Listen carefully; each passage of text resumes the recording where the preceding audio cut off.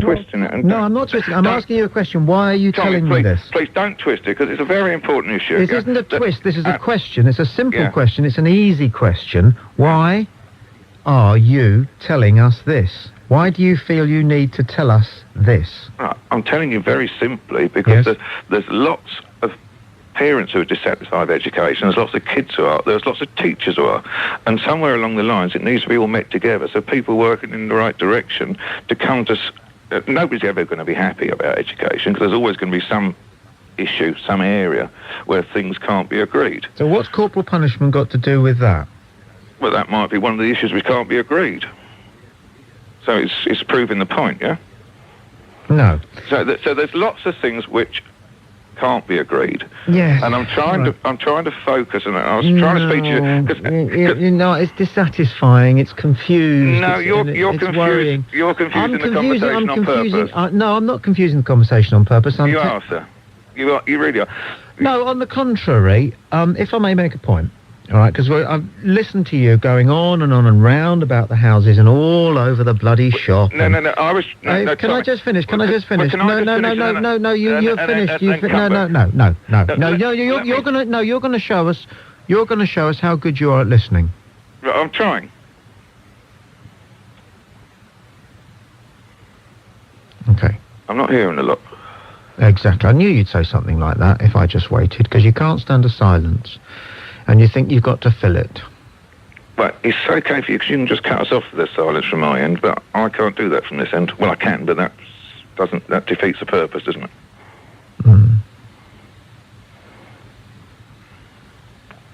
Go back to bed. Go on. Yeah, I was waiting. You were trying to say something particularly clever. I can't take stock of you, and I worry about people who have muddled ways of expressing what may or may not be a clear view in connection with something... No, Tommy, what you did is you twisted the conversation. I was trying to say a few things which are very relevant. I know it's a silly time at night, and I'm not normally up this time now. I used to love your afternoon show. Oh, no, don't go off all over the shop. This is half of the problem that you've got, which is that you can't... No, just listen to me, and then you've got to go to bed, all right? No, be quiet. No, we've listened to you. I'm making a point now about you, all right? Simple as that. Simple as that. Well, I'm going to listen as long as I've got the right to respond, yeah? Well, we'll see whether you respond to what's being said, or whether what you consider is going to be your response turns out, in fact, to be something that you've already decided you're going to say. In which case, it's not a response, is it? Well, have I got the right to respond? Only if it's a response. Okay, well, that's fair enough then. Right.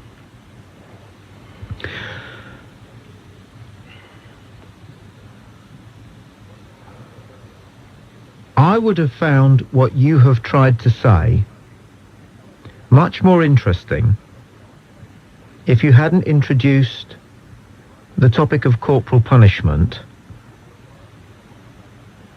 when you began to talk, which turned out to be a misleading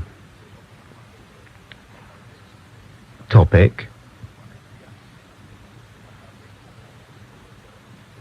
and therefore might have been able to grasp what it is you're trying to say, even though I can't get beyond the notion that you're a bit of a busybody when it comes to education. Okay, so I like the busybody thing. I think that's amused me there. You might even be half right, I'm not quite sure. It's a busybody for good reasons, though, and I think sometimes busybodies can be for good reasons or sometimes for bad reasons. Is that a fair comment? No. Isn't... No, well, I don't want to go to tangent, so we'll leave that be as said. Yeah, it was a passing thing, and you got me into a conversation which was going at a tangent away what I said, so I've not actually said to you what I wanted to say to you at the moment. We've passed by some comments, and some of which haven't come over as clear as they should be. Tommy, it's a very serious conversation which I'm meant to have. It's not... Let's go to line one. Line one, you're live. Let's go to line one. Line one, you're live on Talksport. Good morning. Got to go to bed. Oh, he's got to go to bed. He had to go to bed, that man. He needs to go to bed. He's got to get up in the morning. He's got to poke his nose into an awful lot of other things. He's got an awful lot of nose poking to do, and he's got to go to bed. Line 1, you're live on Talksport. Good man, you don't. What do? Are you a teacher? No. Are you a trained youth worker? No. Are you got a degree in the theory of education? No. Are you a qualified foster parent? No. Are you a parent yourself? And a 6-month parent. You've got a 6-month-old child, Yeah. and that's it. Yeah. And you think you're already contemplating what sort of violence you're going to use towards your child if it doesn't do what you say? No. Well, it sounds like you are. It may sound like that's what I am, but that is not. What it is, yeah, I've got my... No, this ain't what it is, but because you brought up my child into the matter, yeah, I do not ever want to hit my child. No. Can I just give you that sentence again? Yeah? I will never hit my child. No. Ah. Goodbye. No, hold on. No, hold on. No, I'm talking to a man. I'm talking to a man who's planning to hit a child. No, I told you. No, I'm not. No, Tommy, I told you I'm not planning to hit my child. Yes, you are. I'm not. No, I am not. Then say I will not hit my child. Because... No. Say I will never hit my child. Do you remember you were saying that guy to listen? Can you say it? I can say it, but if I say it... Yes? I believe it. Then say it. Say it. Why? Because I'm not going to talk to anybody who's planning to hit their child. But I'm not planning. I told you that already. If you had listened to what... All right, listen to what I'm saying. You would understand. You would understand. Huh? Now, listen, this is very clear. You are trying to avoid promising that you will never be violent towards your own child.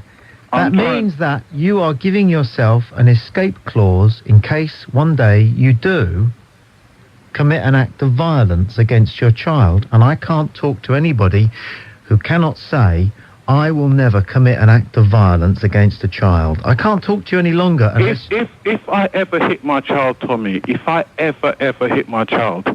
Don't. I would hate myself. Well, don't then. I'm not... I have absolutely no intention then whatsoever...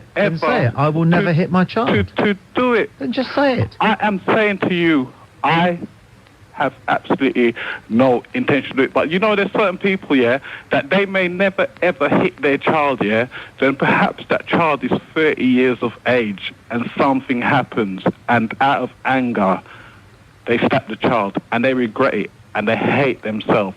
I have absolutely no intention of hitting my child. Good. That's good. That's all we wanted to hear. That's great. 08700 40 50 60. From Ashford in Middlesex, James Belshaw has emailed. Yes. Tommy is so jumped up and opinionated, if he was in the Big Brother house, he would have been voted out in the first week. If the other contestants had not killed him first. Sorry, Tommy. You think that you are a guru? Well, I am a teacher. I am an educator. Yes, I am. No, you are neither. Neither refers to 2 options, James, not 3. But anyway. You are a talk show host. No, I'm not. I'm not that. That is something I can do, along with a great many other things. Talk to people, listen to people, don't talk down to people who really want to get something across. No, I don't talk down to people who want to get something across if they've got something to get across, but if they've got nothing to get across, then I'll talk down to them, across to them, sideways to them. You can't help talking down to people if they're beneath you. Tap dance on their windpipes. How, if you talk up, they're not going to hear. The assumption that everybody who gets onto a phone-in program has got something worth listening to is an absolute nonsense. He's got a lot to learn. I bet he's only about 17, you see. Yeah. Boy racer. Daniel Duggan says, a clever man knows the answers, a wise man asks questions. No. I don't know about that. I find that wise men just sit there with a smile on their face. Yeah. Chilling. Oh, I like old Lennox. Yeah. Fantastic. Refers to a fire escape conversation that Nash and I had. John Liversage has emailed. Just finished work. Ordinary. It's nutrition. But then you get round to the business of what is sexual attraction, because, you know, and then you get into the debate of anorexia nervosa being something that a lot of girls fall prey to because they're given these images of beautiful women nowadays, and everybody from Naomi Campbell through is sort of stick thin. But, you know, I mean, 200 or 300 years ago, beautiful women apparently were not beautiful. They weren't fragrant, they weren't beautifully decked out. They were covered in thick cloth, and they probably didn't get an opportunity to shower every day.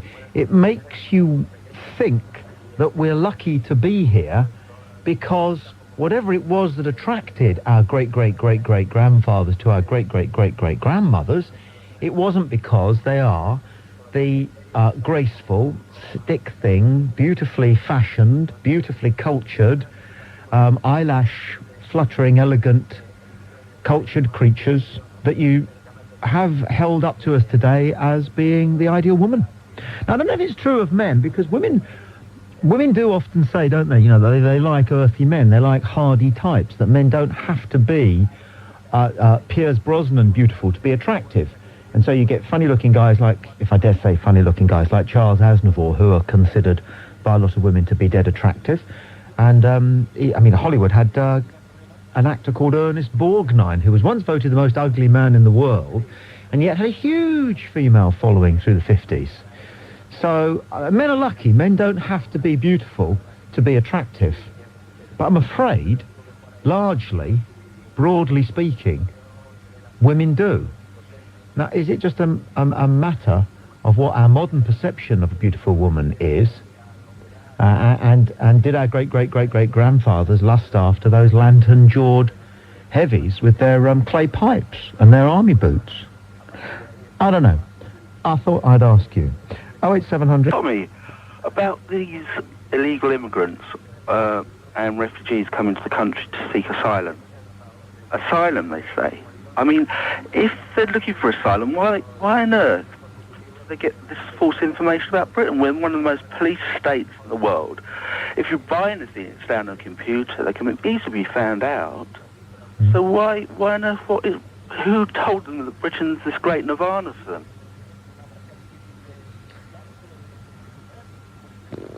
I don't know. Where did they get this information? These gangs where did you get bring them well, hang on. Let's talk about getting information then, since that's the nub of your point, although you didn't realise it, but it is. I mean, what gives you... Where did you get the information that that's what they think? Where did you get the information that they're running to something rather than they're running away from something, which is your point, although you probably didn't realise it? Well, if they are running away from something, which is what I presume... No, I asked you a question. I'm really interested in the answer. Where did you get your information from that they are running to a nirvana? Well, they're running from... or is it your... they're running, hopefully, to a better situation. Is it not, it's what you're reading? Great nirvana thing. Okay, not necessarily nirvana. Yeah. They're running from a bad situation. As that's gone. Where does this great British hope come from? Well, again, you know, you're moving your point around, but you're still trying to answer the same question. They come to Britain. They don't stay in Europe, where they're perfectly safe. They actually cross the channel. What do you mean they're perfectly safe? They're perfectly safe in Europe. They won't be... What do you mean they're perfectly safe? They won't be shot dead in Europe. Well, they're not going to be shot dead here, are they? No, but they're going to be removed from this country and sent back to where they came from, aren't they? Or you don't know that. Well, or get horrible jobs working in seedy restaurants. I can't make out what you actually think. I'm confused about your point. Do you know what you think? I do know what I think. Then tell us what you think. I think people who say these organised gangs are bringing over asylum seekers who are paying lots of money to come to Britain are right. I believe these people are being kidnapped from their own countries and brought to England to work as slaves. Okay, thank you for your call. Dave's in Dewsbury. Dave, you're on Talksport. Good evening. Hello? Hi, Dave. Am I on? You are. I'd like to talk about Grand Prix today. Okay. About Michael Schumacher. You know? Steve in Luton. Hello, Tommy. How you doing? Steve. Good, you? Yeah, not so bad, mate. Just on your point, what you started off by saying, all women are wonderful, aren't they? No. No? No, No. Most. There's always something good about someone. Are you talking about attractiveness? Yeah, there's always something attractive about them. No. You don't think so? No, you don't really think that. Well, I suppose I mean, it's a nice not. Okay. sounding thing to say, but if we're seriously in touch with ourselves and how it is, that's not quite true, is it? You're probably right. Yeah. Being such an intellectual that you are, and I do bow down in greatness to you, I want to recommend a book to you. Sure. It's Mick Foley, Mankind. Yeah, he's I think he's got 3 books out, hasn't he? And I've only read the one. I shan't be reading it. Thanks for your recommendation, but I've moved on. Have you? Yeah. Oh, what are you on to now? Well, I'm trying to put it all into practice now. I've decided that I've read so many flipping books, right? Yeah. I thought, well, you can't just spend your life reading books. Mm-hmm. You've got to work out which of it made sense and is valuable and which of it was a waste of your holiday time. Mm-hmm. And then you've got to start putting it into practice. It's like the sage said, you know, you can read all the books you want about balance, but you'll never be a gymnast until you practice it. So you're going to be a wrestler? I'd love to have been a wrestler. I'd love to see you. I'd love to have been a wrestler. I had a little go at it briefly up in Birmingham one day. And it was great fun, because, of course, as you realise, it's all good theatre. Of course, it's excellent. Great fun. Theatre, yeah. And I had a go at being a second as well on a Pucker Dale Martin promotion in Bognor, which was quite an eye-opener. Dale Martin used to do the stuff back in the 80s and 70s, didn't he? Yeah. That was quite an eye-opener. It was quite good fun. They're serious professionals, these guys. Oh, yeah, definitely. And the British wrestlers didn't get the fame and fortune that the likes of Hulk Hogan and The Rock these days. But then, We moved into a new house, and my grandparents moved in with my parents. And my grandparents were huge fans of wrestling. And the first Saturday we were there was a knock on the door about 4:15 on the Saturday afternoon, and it was the local vicar. yeah. And he came to say that the man who'd lived in the house prior to us had been the usher or something at the local church, and he wanted to know whether we were interested in carrying on the job, which of course we weren't. And my mum kept him talking in the hall for about 10 minutes to be polite, because he is a vicar. Yeah. And my mum was explaining that we're very spiritual people, but we're not actually practicing Christians, but we're very spiritual, kind people, you know. Mm-hmm. She didn't want him to go away thinking that the devil had moved in. Yeah. Meanwhile, through the living room door came the sound of my 70-year-old grandmother going, "Get on his windpipe! Get on his windpipe! I would! Bite his ear! Gouge his eyes out! Woo! I would!" Fantastic it was. Brilliant. Yeah. Nice to talk to you. Excellent. Thanks. What a nice man. 08700 40 50 60. Let's go to Raymond, who calls from Paisley. One chap said, are there any gay men out across the country who are worried that they might actually be straight, but having gone through with it all, don't really know, you know, it's easier then to carry on masquerading as a fully fledged gay person rather than go through all the inverse trauma for friends and relatives and lifestyle and everything involved in saying, well, actually, I think I made a mistake, or I've changed, or whatever. Just it was an interesting wonder, and I thought I'd wonder it out loud. And I also got an email from a chap following up the story which I mentioned on yesterday's phone-in last night on the phone-in. I'll actually repeat it in a second so that Ash can hear it, because I'm not sure if he was by the radio last night, and he may not have heard it. About the chap who got on a US Air plane with a freebie ticket because he worked for that airline. Yeah. And his name happened to be something or other gay. That was his surname, G-A-Y, which happens. Anyway, he got on the plane and he noticed that another passenger was sitting in his seat. So rather than cause a fuss, because you've got to be very discreet if you're flying freebie, he sat in an empty seat. Now, unbeknownst to them on this plane, another plane belonging to the same airline had developed a mechanical problem, and so the passengers on that plane were being dispersed to other planes. And what that meant was that staff from the airline had to get onto this plane that Mr. Gay and this other guy were on and all the rest of them, and very discreetly ask the passengers who were on freebie tickets to leave, right, to make way for fee-paying passengers. That's how it works. So the ticket agent came onto the plane and went up to the seat where our friend was supposed to be sitting and said very discreetly to the passenger sat in that seat, "Excuse me, are you gay?" And apparently the guy sort of missed it over for a second and then looked up and nodded meekly. And so the ticket agent said, "Well, I'm sorry, in that case you'll have to leave the plane." So the other guy then, whose name was Mr. Gay, said, "There's a mistake," or something. It's me you want. I'm gay.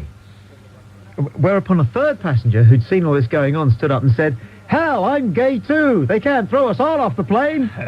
And so it went on. And then, of course, lots of passengers got up and said it was an absolute disgrace in this day and age for a major US airline to behave in this way towards sexual minorities. So that was one thing. And then I got an email this morning from a chap who's, and I don't know if this is true or not, but he said it's on a website somewhere, so it might be. He said that the RAF frequently test the windscreens of their jet fighters against flying into birds in the air. You know, seagulls, high-flying albatrosses and so forth. And the way they do this is to fire dead birds from cannons at the windscreens of the planes. Now, they didn't have a very good way of doing this, and they couldn't actually simulate speeds of 1,000 miles an hour using the outdated cannon that the RAF had. But USAF had one that was built specifically for firing chickens at stationary jet fighters. And it had to be a chicken. You've got to remember that. So it fires them at about 1,000 miles an hour? It fires a dead chicken at about 1,000 miles an hour, okay? Wow. At a tornado sat on the runway, which would be great to see. Anyway, apparently the RAF bought one of these special chicken cannons from USAF, whatever it is, and set it all up and sent Johnny down to the supermarket to buy some chickens. They fired the chicken and it shattered the windscreen. And they got back to USAF. I don't believe this story, but it's a nice one anyway. And USAF got back and said, well, of course, you've got to remember to thaw it first. But, I don't know. But I'll pass it on. No, it's not true. No, I know. It's not because the main problem with chickens in the air when you're flying, because I've done a bit of pilotry in my time, is them getting in the engine, in a jet. Not going through the windscreen? Yeah, the windscreen. No. The windscreens are like bulletproof. They're like unbelievable. Allegedly, the Americans then got back with a story of their own, which was almost as catastrophic, which was that one time when they were testing it, using thoroughly thawed-out chickens, they loaded it, and then whilst they were wheeling the next fighter in to test it, they all went and had a coffee break, and they came back half an hour later, and they fired the cannon, and again, it made a real mess of the plane, even though the chicken had actually been thawed, well thawed. And it was only when they carefully examined the damage that was done to both the plane and the projectile that they discovered that what had happened was that the resident camp cat, smelling a chicken, had climbed into the cannon and was having a nice late brunch when it found itself fired at 1,000 miles an hour at an F-111. So they're not cat-proof? No. If a cat... I don't know why, but perhaps cats have got more bones. Well, they are much harder than a chicken, bone-wise. You know. I've never killed a chicken in a car. Killed a cat. Caught in the wheel arch, the whole thing. Let's not go into that. What I didn't know was what to do about it afterwards. It was 2 o'clock in the morning. I'd clearly killed a cat. And what can you do? It wasn't my fault. The cat just... What do you do? What do you do?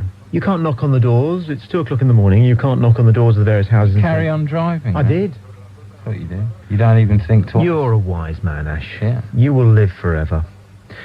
Let's take some calls. We'll go to Sam, who calls from the Talksport. Hello, Tommy. Hello, Dave. I've got a question about this Concorde crash. Yeah? I was wondering, is it possibly because somebody left the landing light on in the hotel? Under most circumstances, that's reasonably humorous, and it's a joke that I've done myself on stage, but I think under these circumstances, it's too close by. Sorry about that. Listening. That was just a misjudgment, not a malevolent man, just a misjudgment of the situation.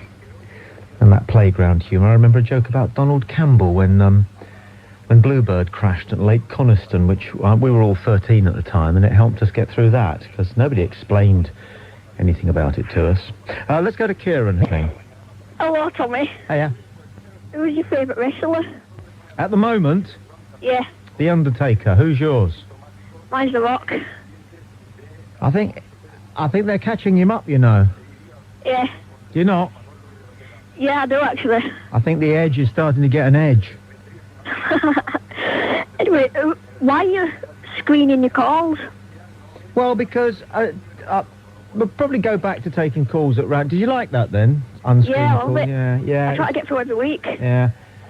It was the usual thing. It was just a few people who were being boring. I don't mind. You know, the only thing that offends me is tediousness. Yeah. I can't be shocked because I've seen enough things that were shocking, and nothing you can say on the radio beats the true shock of, for example, standing in the middle of East Africa, surrounded by millions of people, many of whom are going to starve to death within the next 48 hours, which has happened to me, and stuff like that. So nobody's going to shock me. Yeah. But I get bored very easily, and there was a handful of people, probably only a handful of people, who were just being boring, you know. And one or two people who were malevolent. And I can't understand that. You know, it just reminds you that although we live in a civilized society, if they brought back the Inquisition, there'd still be plenty of British people who would know exactly what to do with a cauldron full of hot coals and an unrepentant heretic. You know, the Dark Ages still exist between some people's ears, and there are some unpleasant people, and I don't want to expose people listening to this radio station to their venom and their bile in any quantity. Does that answer your question? Anyway, I love your show. Thank you. Does that answer your question? Yeah. Good. So, all right then. Cheers. Some people just love the conflict of it, really, don't they? They want to keep it going. They don't want any peace process to succeed. Whose interest is served by a peace process floundering? I'll tell you. 2, the extremists on both sides and journalists. Fact. Papan has emailed from Liverpool. Tommy, it's all about perception. The difference, but this is in relation to whether there were beautiful women more than 100 years ago. Well, beautiful men, come to that. It's all about perception. The difference of perception is nothing to do with how we are. It's how we were perceived. I don't think so. No, I don't think so. I think beauty is a fixed commodity, and I don't think that my view and the contemporary view of what a beautiful woman is, okay, has been given to me by popular culture. I think it's a fundamental thing. And I would refer you to the work of some of the anthropologists, particularly my favourite, good old Desmond Morris, who's written an extraordinary book about why a beautiful woman's face is beautiful. So deep, so detailed and so disturbing that I can't actually put it into my own common language and report it on the radio at this tender time of the night. It's got you thinking, isn't it? Why does a beautiful woman's face look beautiful? What does it resonate with? What does it remind anybody of? Yeah, okay, I'll just leave it there. But, you know, it's an authentic work by a serious anthropologist. Faces meditated with Renault Turbo at TVR. He's got a huge bank balance. He could go out with any woman in the country. Arnold Schwarzenegger is a close personal friend of his family. First thing on earth to the angel Gabriel. He's Tommy Boyd.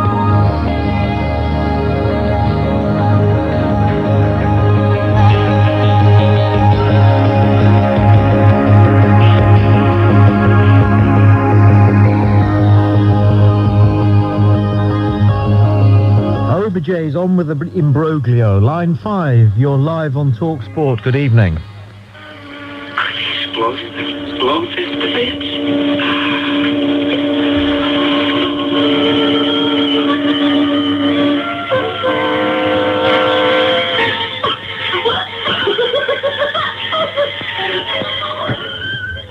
to work out. It sounds a little bit like a Twilight Zone.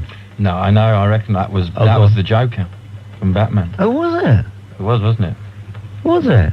Yeah, that was the Batman. How does the yes? There's something somebody said to me was, how does in the Jack Nicholson Joker and the Batman movie, how does the Joker know that Batman is Bruce Wayne? 08700 40 50 60. We'll go to line 1 and see who's there. Line 1, you're live on Talksport. Good morning. Tommy, good morning. You said this was going to be about news and current affairs, and then you spent half the programme talking to a woman about whether we should bring wrestling back on the television. Tommy, can we get our dosh back? Bush? Can we get our dosh back? Our money back? What money is that? Well, you told us that this was about news and current affairs, and then you What spent... money is this? Then you spent... What money is that, then? What money have you spent? This is free. Well, I'll tell you what, you've obviously not bought Sunraysia prune juice. Come on, get out of it. You told us it was news and current affairs, and then you spent half the programme talking about should we bring wrestling back on television. That's what she wanted to talk about. You sad person. Give us our money back and apologise for what you've done and bow out gracefully. Good night, Tommy. He's off. I let people talk about whatever they want to talk about, like I let him talk about what he wants to talk about. He's the bloke who hates me because I'm here and he lives in a bedsit in Arbroath. And he can't get his head around that. State of his curtains, can you imagine? You wouldn't drink one of his cups of coffee, would you? You'd know that the cup hadn't been washed out. 08700. You mentioned a while back about something you were involved in recently regarding sleep. Can you tell me more? I was interested to read somewhere that it's possible to survive with a lot less sleep than it is suggested we need. I often think I waste too much time asleep. Yeah. We only sleep because it gets dark. If it didn't get dark, we wouldn't sleep. We evolved, all animals evolved, because during darkness there was nothing you could do. You can't roam, you can't hunt safely. So animals went into this short period of hibernation. That's all it is. It's a period of hibernation that lasts around about as long as the sun is down. And now we've got electric lights. We're gradually evolving to no longer need sleep. And in 10,000 years' time, when we don't sleep any longer, they'll laugh at us because we used to go into a coma every day for about 8 hours. They will. I'm sure of it. I think it organises things in your brain, though. Sleep. Yeah, but we'll find new ways of organising things in our brain whereby we don't have to go to sleep. Yeah.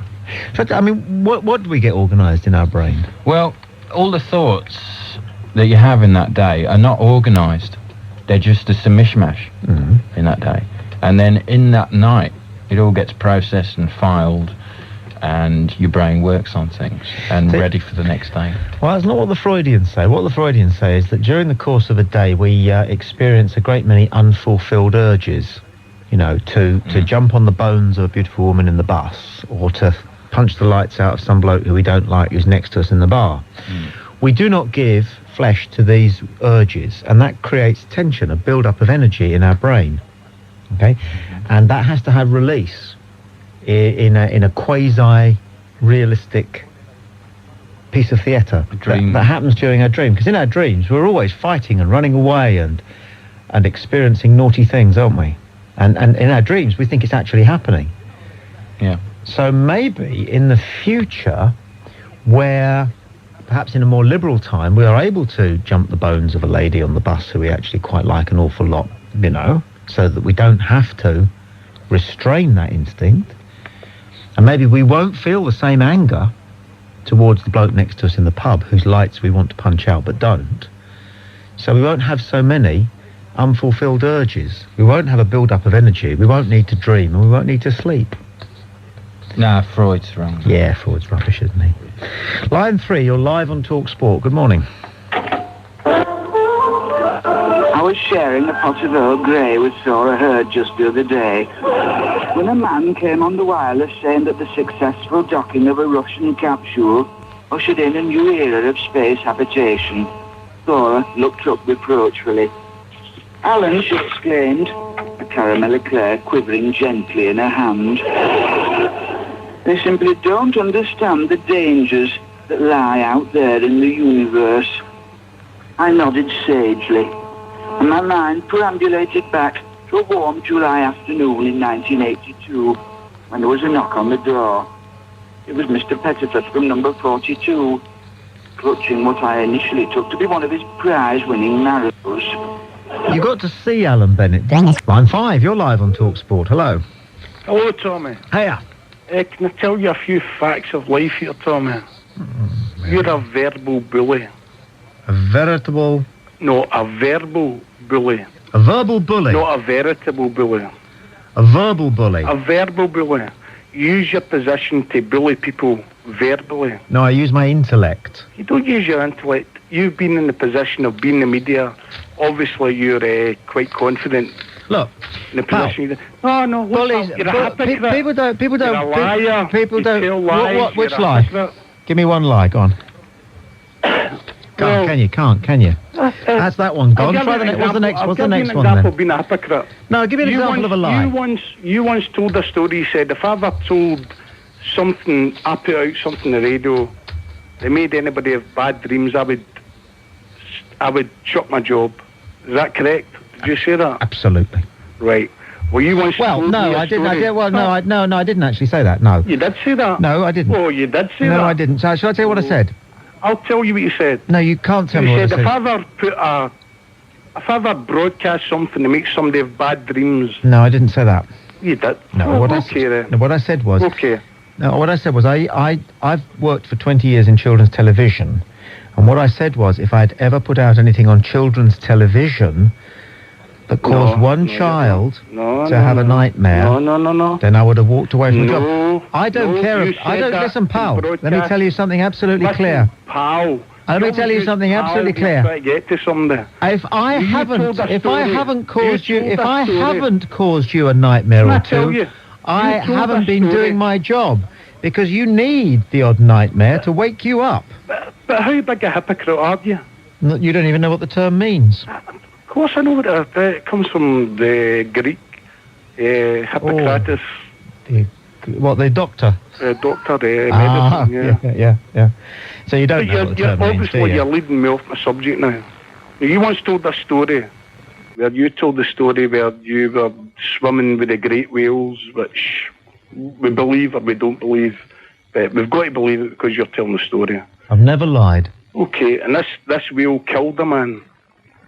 2 men. Right, so you don't think that would give somebody nightmares? No. Well, it gave me nightmares. No, it didn't. So you should pack up the job. I don't believe you. If it gave you nightmares, You're a verbal bully. Says you've got a problem. We've all got problems. And you've not got a problem. And you made got a problem. You made that up. I never made that up. You told that story. What happened in your nightmare? That story. What happened in your nightmare? Well, I had this nightmare where this great whale came down and it was eating me alive. Have you read your Melville? It looks... Tommy, have you read your Melville? Off the subject. You're a hypocrite. I'm not. You're a hypocrite. I'd like to ask you the question. You do another thing. Do you know which novel Melville wrote? I don't know any novels. I don't want to know any of that rubbish. No, you don't. Well, you're a verbal bully, so you're trying to bully me verbally. Yes, but you're not a very well-read man. What's that got to do with it? Well, if you'd read your Melville, you would understand why you would understand why you had nightmares about whales. Tommy, listen. The nightmare about the whale. The nightmare about the whale. Can I just interrupt you? This is very important you understand this, otherwise you might derange. So you're just going to regurgitate something. No, I'm telling you a fact. The nightmare about the whale is a sexual hang up. Tell me the original thought you've ever had. The original thing you've ever done. Certainly. The most original thought I've ever had, well, I've had recently. You tell me yours first, and I'll tell you mine. The most original thought I've had? No, any original thought you've ever had. Well, the most original thought I've had... No, any original thought you've ever had. Well, could you give me time to think? Trying to make one up? No. You're verbally bullying me again. We'll get on with it. Yeah, again. Well, we just get on with it. Well, could you be quiet for a moment? No, silence doesn't make good radio. Well, you don't make very good radio. Give me a minute. No, because you can't think of anything, can you? Have you ever heard of a thing called déjà vu? Obviously. Right. Did you think for one moment I hadn't heard of a thing called déjà vu? Put my point. Well, do it. Right. God blimey, you're constantly putting on your tap shoes but never dancing. You're bullying me verbally again, Tommy. Get on with it. This is what you do to all your callers. Get on with it. Right. There's a thing called deja vu, where you think you've experienced something before, or you've been a certain place before. Or Everybody knows that. Get on with it. Okay. Do you think Not memories kindergarten. can be transferred genetically? No. No. No. Okay, well that's a thought I had. Okay, you don't agree with it. It's not a thought you've had. It's a caprice. So, Tommy, That's you not just an original facts thought. and figures and That sayings. isn't an original thought. Oh, you That- give me an original thought you've had. well, that's not an original thought. Well, you give me an original I thought have you've had. I have inquiries like that on a Tommy, minute by you minute won't basis. bully me because I would I'm not say a man that to be bullied. you would. I'm not trying to bully you. I'm trying to make you interesting. You're trying to bully me. I'm not bullying you. I'm trying to make you interesting. But you give me an original thought. You're not You don't- interesting. Very good. You're a dull man. You Ah, can't that's talk. right, You I'm aren't not- interesting. Uh-huh. All you are is malevolent. And What? you've got malevolence off to a fine art. But Malevolent? if you had intellect, and if you had that's a bit articulacy, strong. and if you had grace, and if you had wit, and if you Tommy, had I've got them care, all. if you I've had got them all, warmth, if you had Tommy. compassion, if you had humanity, Tommy, I've got them all. if you had any friends, you'd Compassion, be interesting. Humanity. All you've got off to a fine art is a rather All you've got tedious, to find out is make a thick-edged living out of bullying malevolence. people verbally over the radio. Yeah, people like you you, make a yeah. good living out of it. People like very good living, much more than you earn. And you hate No, that, big don't deal. you? Big deal. You hate. Well, you brought it up. Big deal. Well, why did you bring it up? Living out of rubbish. You brought it up. Rubbish. Well, you're listening Are to you it. more Talented than you? valuable than Yes. us? Yes, much more valuable Don't than you. talk rubbish. That's a fact. Don't talk rubbish. And you know it. You're just paid for sitting there spouting rubbish. Rubbish, pontificating in subjects, and most of the people don't even know the facts and figures, and we don't know if you're lying or telling the truth. All you do is regurgitate facts, figures, sayings that you've heard. It's not original thought. You're not intelligent, Tommy. You can bully people verbally, but you're not intelligent. You're not making any original You really hate statements. it, don't you? You really hate it, and I you'll don't never hate you. I miss think it. you're a great Yeah, guy. I hate it. I don't hate you. You hate it. I think you're fantastic. The job you do, Yeah. I think that's very Anyway. clever. But I think you take advantage of the position you're in. I'm going to have to let you go. One thing that fascinates me is that you get this tranche of listener who only wants to talk about what they're listening to and analyse it to death. And they're much more interested in the show than I am, and they're much more interested in me than I am. They're actually, this guy is more interested in the minutiae of me than I am. Infinitely more interested. More interested in me than my wife is. More interested in me than my children. No, seriously. My wife has me on in the corner of the room, occasionally. Doesn't bother me. Sometimes I say, do you listen to the show? She'll go, no. Oh, that's fine. That's healthy. I mean, the radio's there to be on the corner of the room. But there are some people, who I think sort of strap it to the side of their head. And they get so close to what's coming out of the radio that, if there's a momentary frisson, they practically have a stroke. If there's a moment of affection, then they experience another human activity. It's frightening, and You're listening, Tommy. and you're lonely. Listen. And the Be bottom quiet. the bottom line is Listen to me. the bottom line is you're lonely. No, I'm not lonely. You're very lonely, and I feel sorry for lonely people. I've never known what loneliness is like. I've been alone. It's like... Oh, you've been lonely? Are you lonely? Oh, yeah. You're not lonely. No, but I have been there. Asher, you're not lonely. It's like being on the inside of an ancient oak tree. 08700 40 50 60. What is loneliness like? Good try. E for effort. Line 6, you're on Talksport. I met Harrison and he says you're crap. Well, I'm not, am I? I'm brilliant. I'm the best. I'm not that. No, I'm not that. I might be annoying sometimes. I'm certainly not that. I'm not poor. I'm not dull. I'm not boring. I'm annoying, definitely, sometimes.